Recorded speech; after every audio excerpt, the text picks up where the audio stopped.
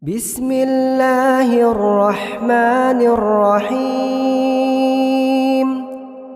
Qul uhiya ilayya annahu istama'a nafarun minal jinni faqalu inna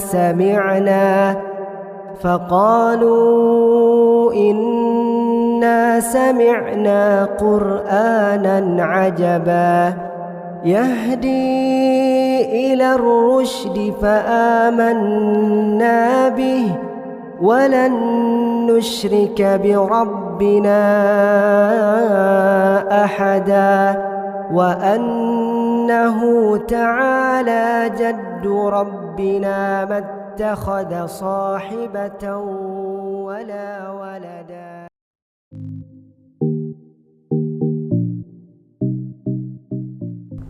Assalamualaikum semua, welcome back to my channel. So malam ini saya ingin kongsikan dengan korang semua daripada Singapura, dan ia dikirimkan oleh seseorang yang bernama Syah.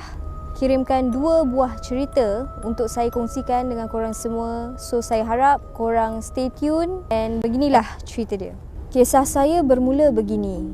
It happened last few months ago. Syah dengan kawan Syah sedang dalam perjalanan untuk balik daripada Bedok Heartbeat. So Bedok Heartbeat ni adalah shopping mall. It was just the two of us on the way back home. Kawan Syah ni suka sangat tengok live TikTok paranormal. Si dia ni pula, mulut dia memang celupah. Suka sangat tegur benda-benda yang tak perlu. Masa tu tengah jalan pergi ke MRT Bedok. Jalan dengan dia, jalan punya jalan. Tiba-tiba kawan Syah cakap, aku nampak pocong. Serius. Syah terus pekik kat dia. Cakap, asal kau pekik nama dia? Syah bukanlah percaya sangat dengan benda tahyul ni semua. But just that, Syah tak nak benda-benda yang seram akan berlaku. Apabila kami sudah tiba di rumah masing-masing, rumah Syah ni tingkat 2. Naik tangga je lah.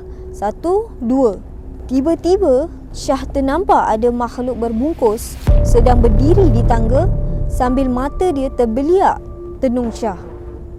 Syah dah macam cuak mestilah tak berani. Lepas tu Syah pun pekik lah, ya Allah, macam gitu. Syah pun lari ke blok sebelah, lalu call ibu Syah. Ibu Syah ambil Syah kat bawah, lalu bawa ke rumah. Pengalaman yang Syah tidak dapat untuk melupakan, kerana ini kali pertama Syah ternampak encik pocong di depan mata Syah. Next cerita daripada Syah juga, dan beginilah cerita yang kedua. Kejadian ini berlaku like few days ago. Syah dengan kawan Syah sedang on the way to latihan bola sepak di Bukit Gombak. So Bukit Gombak ni adalah tempat, dan daerah situ ada stadium lah. Kami pun menaiki MRT daripada Yishun untuk pergi ke stadium ni lah, Bukit Gombak. Lepas tu Syah macam, alamak, macam nak pergi toilet lah. So Syah buatlah bisnes kejap. Lepas tu Syah punya fikiran macam tak ada takut atau seram tau. Tapi dalam toilet tu Syah nampak ada susuk orang sedang duduk dalam kubikel. Syah buat bodoh je lah, tak indahkan lah.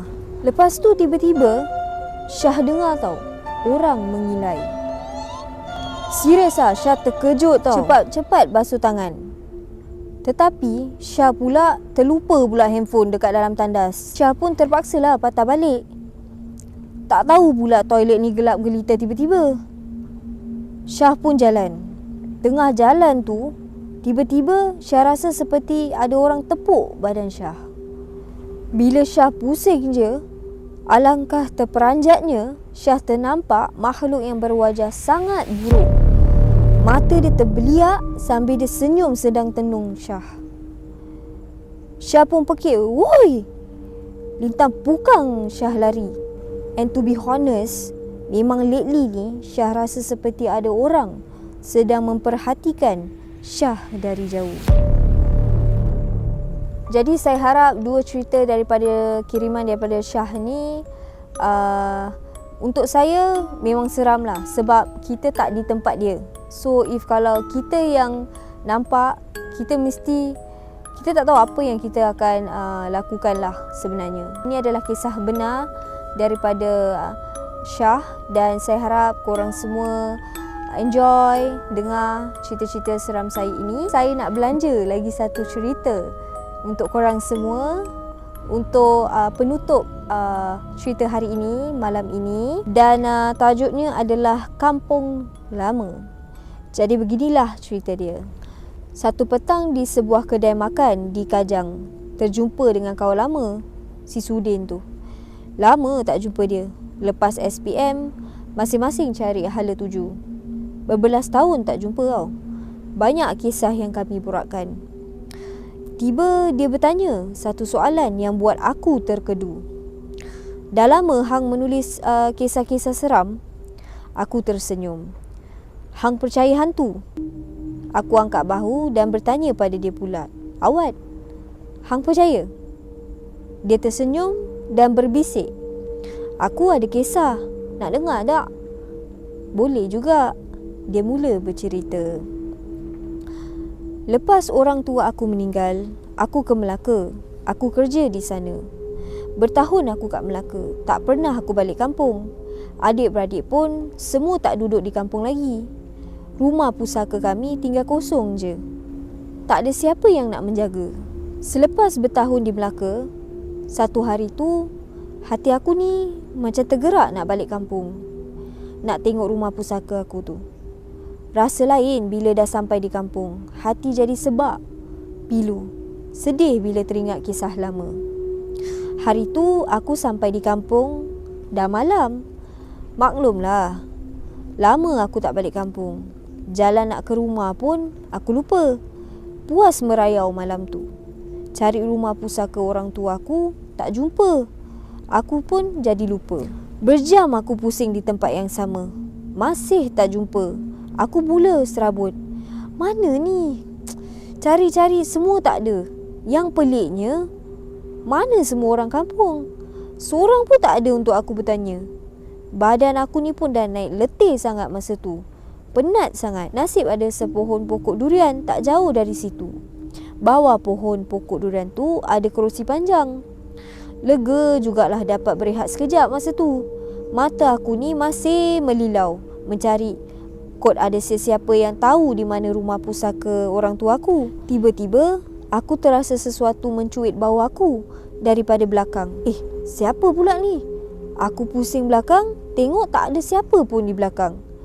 Aku pun mesti yang mula tak sedap hati kan. Boleh pula tiba-tiba rasa sejuk sangat malam tu. Hati aku ni mula berdebar-debar. Dalam sedar tak sedar, aku dengar suara lelaki memanggil aku. Din. Oh, Din. Din.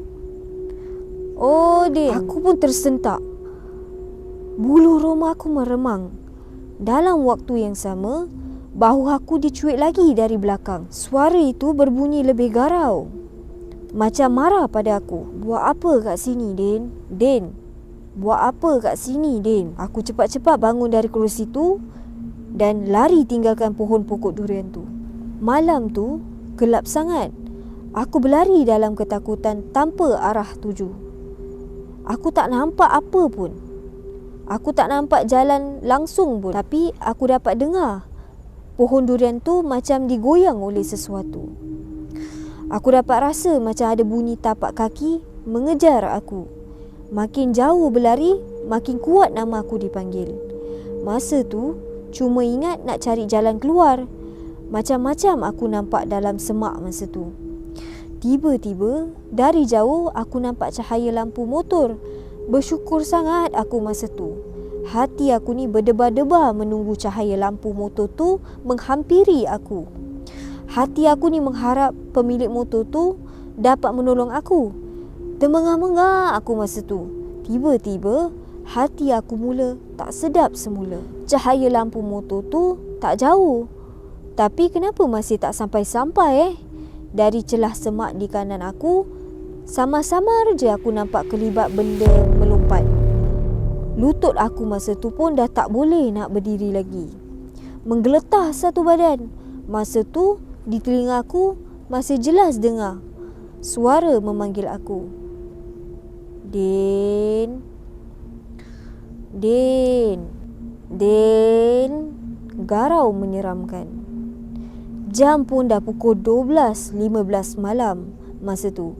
Aku terduduk tak tahu nak buat apa. Aku nampak cahaya lampu motor tadi menuju ke arah aku. Aku cuba bangun. Hati aku ni berdegup ketakutan. Motor tu pula tertiba berada di depan aku.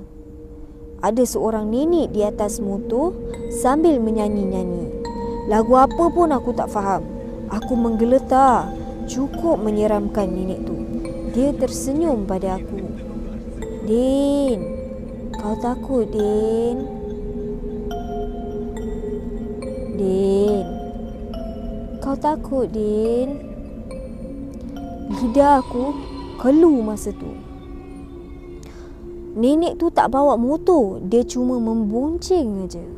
Tapi siapa yang bawa motor tu?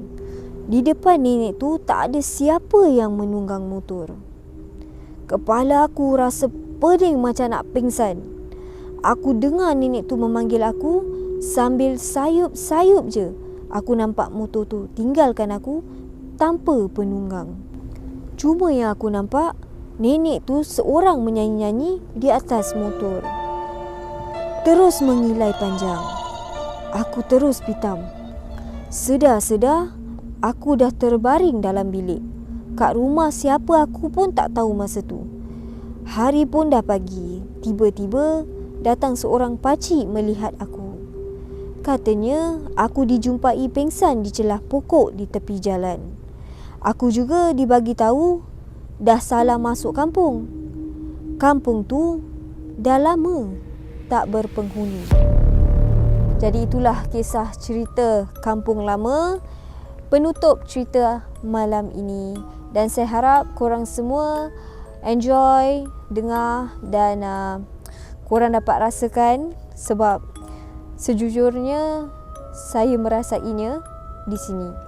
Dan saya harap insya-Allah kami dapat bertemu di lain hari dan lebih juga cerita-cerita seram yang dapat saya kongsikan dengan korang semua. Jadi kalau korang ada apa-apa cerita yang ingin saya kongsikan, korang boleh just lihat di bio saya dan juga di description. Itu sajalah saya akhiri malam ini. Jangan lupa like, share dan subscribe dan juga komen.